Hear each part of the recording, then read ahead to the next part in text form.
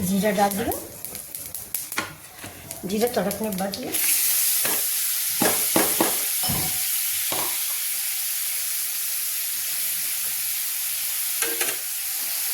ये अंकुरित मूंग है, तो सवेरे के लिए नाश्ता अंकुरित मूंग का हम लोग करते हैं, अंकुरित मूंग और चना। लेकिन चने से थोड़ा गैस बनती है, तो आज मैंने खाली हरी मूंग का थोड़ा सा हल्का सा बॉईल किया। अभी तक मैं कच्चा खाती थी, लेकिन डॉक्टर बोले कि थोड़ा सा इसको भाप दे दिया करो, कच्ची मत खाया करो, तो आपको हजम नहीं होगा एज के अनुसार।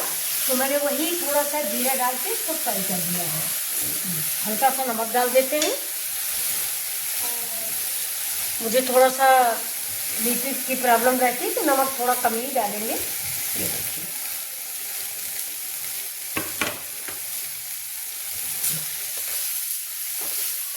गैस को स्लो कर देंगे।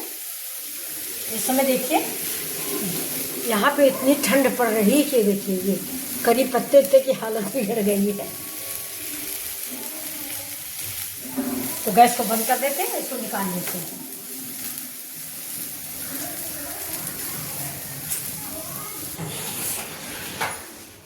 ये देखिए ये बनके रेडी है मेरा। अब इसमें थोड़ा सा हम प्याज डाल देंगे, थोड़ा सा अदरक, और ये कुकम्बर और गाजर। ये ज़्यादा है, मूंग कम है, इसलिए थोड़ा सा। देखिए ये सवेरे का नाश्ता बहुत अच्छा होता है। इसके ऊपर से हम डालेंगे थोड़ा सा जीरा डालिए, थोड़ा सा लाल मिर्च डालिए,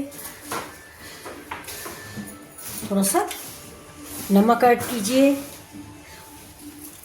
और अगर आप टमाटर खाना पसंद करते हैं तो टमाटर भी डाल दीजिए। मैं थोड़ा कम खाती हूँ, इसलिए मैं टमाटर वगैरह कम डालती हूँ। अब इसके ऊपर से आप नींबू डाल दीजिए अगर आप पसंद करते हैं तो। ये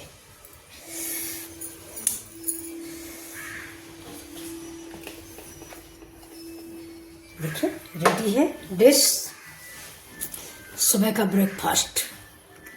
वेलकम माय फेसबुक फैमिली। आप सभी लोगों के लिए ये मॉर्निंग का ब्रेकफास्ट, अंकुरित मूंग और वेजिटेबल।